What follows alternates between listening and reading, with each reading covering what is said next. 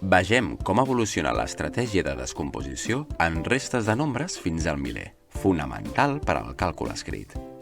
Provem de resoldre la resta 548 menys 163 per descomposició. Representem el nombre més gran en blocs base 10. Sabem que les unitats les representem en cubets i les desenes en barres.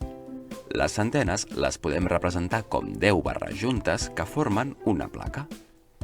Representem el 548 com 5 plaques, 4 barres i 8 cubets.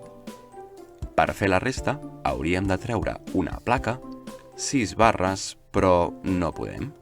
Així que agafem una placa i la substituïm per 10 barres. Ara tenim representat el 548 com 4 centenes, 14 desenes i 8 unitats. Ara sí, traiem una placa i ens en queden 3. Traiem 6 barres i ens en queden 8. I traiem 3 cubets i ens en queden 5, és a dir, 385.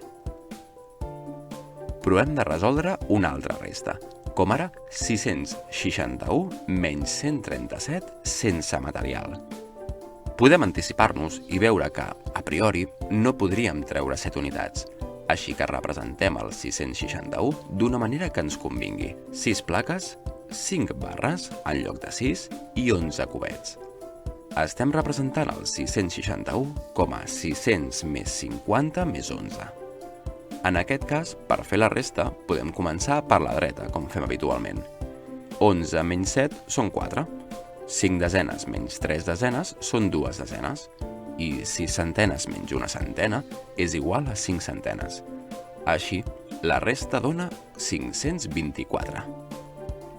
Per tant, de manera transparent i flexible, ens anem apropant a un algoritme estàndard de la resta i a poc abandonem les representacions del material i les bastides com la capseta verda per agilitzar els càlculs.